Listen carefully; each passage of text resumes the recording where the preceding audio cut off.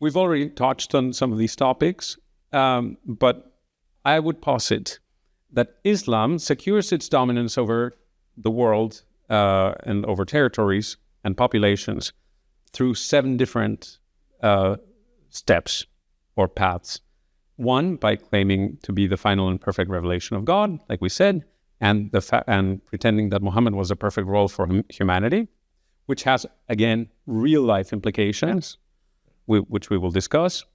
Asserting that the prophets of previous religions, like Judaism and Christianity, were in fact Muslims. Were prophets, but so they went astray. They're correct. So exactly. So the Muslims were not happy just with copy and pasting Judaism and Christianity. They were also saying, like, by the way, null and void.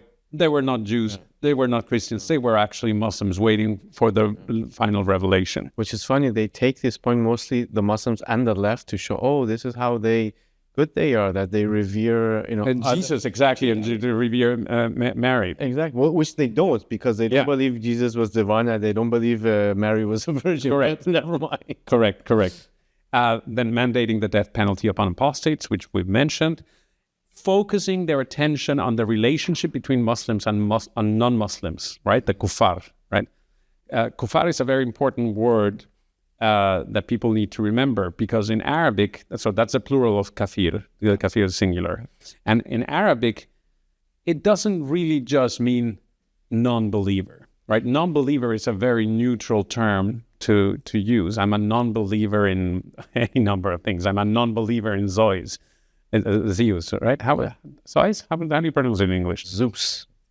Yeah. I'm a non-believer in Tor, blah, blah, blah. But these have no real-life implications for me at all, right? Nobody's going to threaten me. However, if I ever find myself in a completely Islamized Western country, I will find myself in a position of disadvantage, if not potential threat to my physical integrity or death even, as a kuffar. Can you explain to our viewers a little bit what this means in the Arab world? What does kuffar really mean, and what are the implications of the word? This is, again, important. And again, another case in point that we have to use kuffar, kafir, and not use the English translations of it, because the English translations they come from Christian theology, apostasy, infidel. These are all coming from Christianity, and they have their own theological implication within Christianity. But we don't understand that. And we say, okay, when they say kuffar, they must mean apostasy. No. So kuffar means this. So first of all, imagine you're not a Muslim, so you can either be from one of the Abrahamic religions or a non-Abrahamic religion, or you might be an atheist or agnostic. Right. So the Abrahamic religions are not kuffar, the rest are kuffar. So, which that means that if they live within a Muslim society, they don't have any basically rights. Mm-hmm. And if a kafir comes to your Islamic country, either you have to convert him or do something that he converts, because his very existence is a threat to you. If you're not in an Islamic country, I mean, you don't have the power, never mind. But now there's a problem with other two Abrahamic religions, because they also believe in the oneness of God. So what do you do? What do we do? What do they do about them? They either convert or they pay a tax. Which, again, why would you pay a tax if you claim that these prophets are all good, that you believe in them, and you basically say the prophets Jesus and Moses and Abraham, they're all Muslim. So that's what really kafir means. So it's for the non-Abrahamic religions, it's basically an existential threat. Mm-hmm. For the Abrahamic religions, is that we're going to tolerate you, but you still have to, be under our control. And right. you cannot have any political participation in the public life. Mm-hmm. You cannot freely advocate, not advocate, but, practice even your religion in the public. Like, you don't see, you have some Christian or synagogues or Christian temples. Churches in Muslim countries, but they never, have that ring. Yeah. They never proclaim the that now we are having mass, or now we are reading from the Torah. But when they come to Western countries, they say, "Oh, we should put the azan." Yes, We're being infringed, but you guys don't let them do that. In correct. the country. Correct.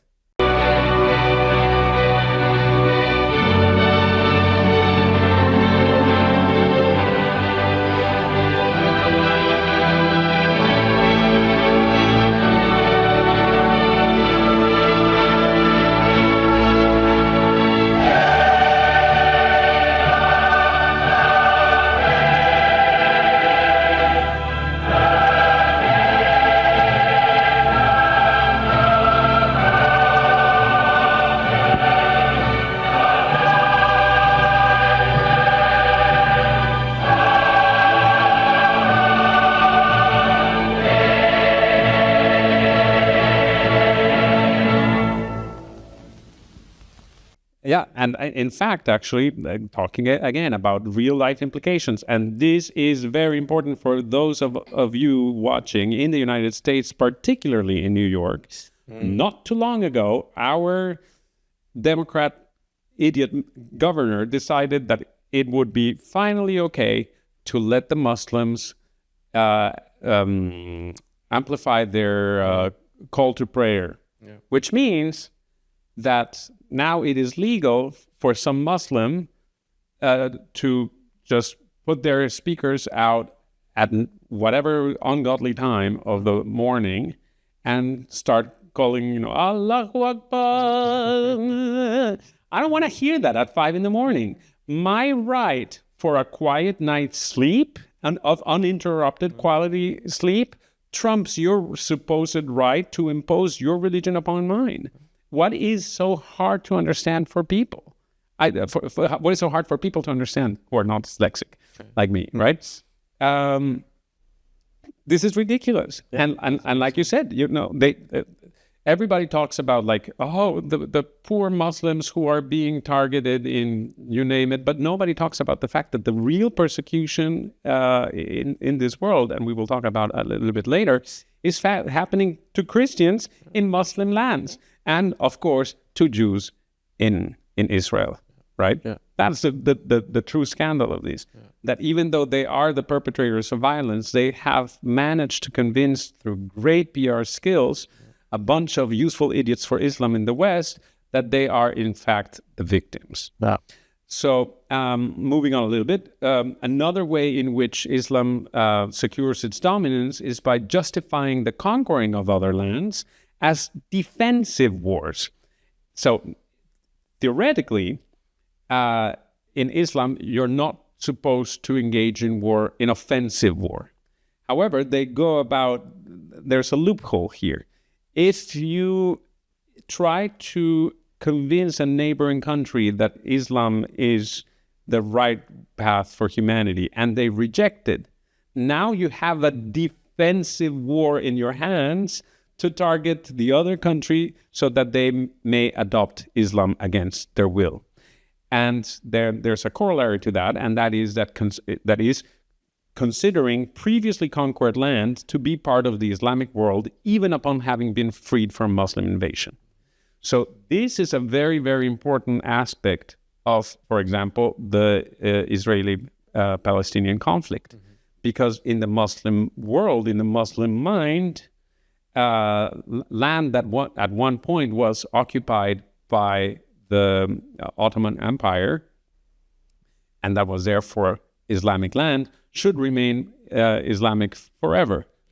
But they don't care about the fact that there always has been a presence of Jews since time immemorial, since 3,000 years ago in Israel, that there always was a Jewish presence throughout even the Ottoman Empire, and certainly throughout the British Mandate for Palestine. And there is simply no reason to advance this ridiculous notion that any part of the current territories of the area are being occupied by Zionists. That's a whole other can of worms for a complete different episode. Which is crazy because... But this is part of the rationale for the Muslim insistence that Israel should be wiped out of the surface of the earth. And the same goes also for Al-Andalus, right? I want to say that. I mean, it's somehow, the Jews are singular because, the Al-Andalus, the southern Spain, was also Muslim now for some point. Most of Spain, not just southern Spain. Yes. Yeah, but Al-Andalus. But Al-Andalus was even the longest. Right. I think until 10th century, if I'm not mistaken. Yeah. But nobody claims that part of Spain. Like, why are you so fixated? Yeah, well, I'll tell you why. Because no Jews, no news. That's always the case, right? And then finally, obviously, by justifying violence against non-Muslims and calling for jihad, we have to add to this final method for dominance over territories and populations the justification of violence against non-Muslims and the call for jihad. Let's unpack one of each of these a little bit. So let's start with claiming to be the final and perfect revelation of God, and that Muhammad was a perfect role model. According to Islam, Muhammad is God's messenger, right? Rasul Allah, and he's considered in Islamic theology to be Al-Insan Al-Kamil. What does this mean? Perfect human being. Right.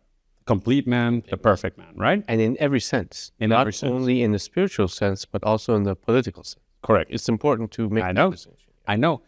Because, for example, how old was Muhammad when he married one of his favorite wives, Aisha? He was over 40, I'm sure. He was over 50. Over 50, yeah. And Aisha was 6 years old. Very old. Yeah. And he consummated the marriage when she was 9. I think at 9, even back in antiquity, you were too damn young to be married and already having intercourse with a 50-year-old man, right? So why is pedophilia now rampant across the Muslim world? Because monkey see, monkey do. If Muhammad is a perfect role for human beings to imitate, to emulate, well, why shouldn't there be forced child brides in the Islamic world, right? Yeah. Then also, if you look at the genealogy of Muhammad, there's a lot of close proximity relations, and we also see this now in the Muslim world. There's a statistic floating around now. I can't remember it off the top of my head, but with a very large percentage of first marriage cousins happening in Pakistan and in the Pakistani diaspora, primarily in the UK, which leads to malformities and all sorts of hereditary problems. So this notion that Muhammad was a perfect role model was in and of itself very problematic. And also for political reasons, again, he's not just a spiritual leader. This has to be repeated over and over until every single woke-tard in the world understands this. He was also a warlord. Yeah. He himself participated in dozens of battles. Very famous amongst them is the battle against the Banu Qurayza Jewish tribe, in which he famously, personally participated and decapitated between 600 and 900 men of this Jewish tribe. I mean, I'm not Christian, but at least I am intellectually honest enough to acknowledge that Jesus is only recorded to have been pissed off once in the Bible, in the New Testament, and that's when he threw out the merchants from the temple. Yep. In every other instance, he really was a peace-loving hippie. Yep. But Muhammad, not at all. This has implications, right? And that other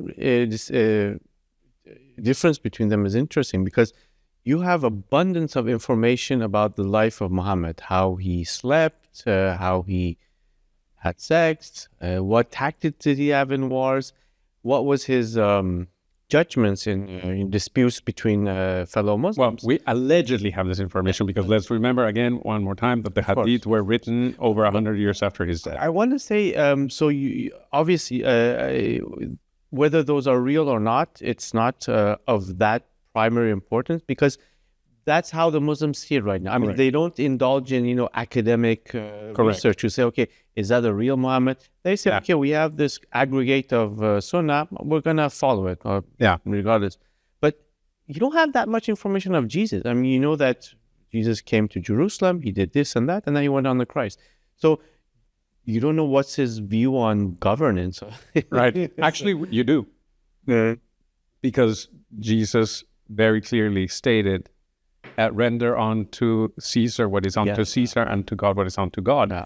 That is the reason why Christianity was the model the seminal influence for Western civilization. That's because it is only Western civilization would be unfathomable if we still lived under a theocracy the way the Muslim world does.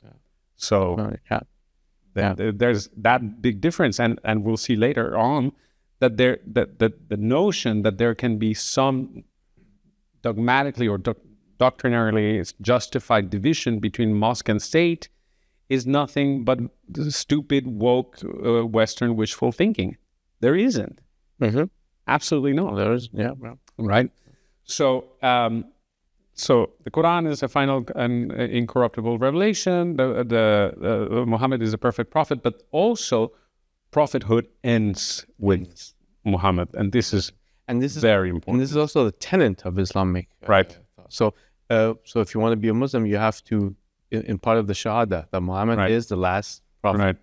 Right. And if you don't believe that, you're not a Muslim. Right.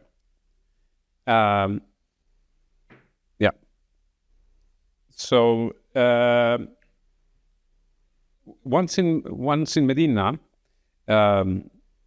Muhammad became a very powerful warrior, and then the concept of jihad started to gain more and more importance.